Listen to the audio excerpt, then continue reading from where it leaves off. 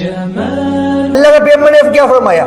قرآن کی آیت غور کیجیے، اللہ نے 17 انبیاء کا نام لیا، ابراہیم، موسیٰ، ہارون، نوح، جتنے بھی نبی قرآن میں 17 انبیاء کے نام آئے، اور پھر کیا کہا؟ میرے پیغمبر وَلَوْ أَشْرَكُوا لَحَبِطَ عَنْهُمْ مَا كَانُوا يَعْمَلُونَ، اگر یہ بھی میرے ساتھ شرک کرتے میں ان کے بھی تمام اعمال برباد کر دیتا۔ کون؟ انبیاء۔ حالانکہ نبی سے کیا سے ایفرٹ کیا جا سکتا ہے کہ وہ شرک کرے؟ تو کوئی نہیں ہے، لیکن قرآن کہتا ہے وَلَوْ أَشْرَكُوا لَحَبِطَ عَنْهُمْ مَا كَانُوا يَعْمَلُونَ۔ جی اگر انبیاء بھی شرک کرتے، اللہ کے علاوہ کسی اور سے ڈرتے، اللہ کے علاوہ اللہ سے زیادہ کس سے محبت کرتے، ان کا بھی یقین مزاروں پہ، درباروں پہ، چادروں پہ، تویز پہ، دھاگے پہ ہوتا، کیا ہوتا؟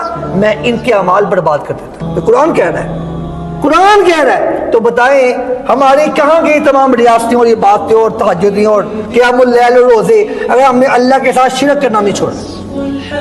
اور اللہ نے اپنے پیغمبر سے کہا، میرے پیغمبر لَإِنْ أَشْرَكْتَ لَيَحْبَطَنَّ عَمَلُكَ وَلَتَكُونَنَّ مِنَ الْخَاسِرِينَ۔ اگر تو بھی شرک کرے، حالانکہ پیغمبر سے توقع کی جا سکتی ہے بھلا وہ شرک کرے، لیکن قرآن کہتا ہے لَإِنْ أَشْرَكْتَ لَيَحْبَطَنَّ عَمَلُكَ، پیغمبر اگر تو بھی شرک کرتا ہے میں تیرے بھی اعمال برباد کر دوں گا۔ اس لیے شرک بھی انسان کے اعمال برباد کر دیتا ہے، ریاکاری بھی انسان کے اعمال برباد کرتی ہے۔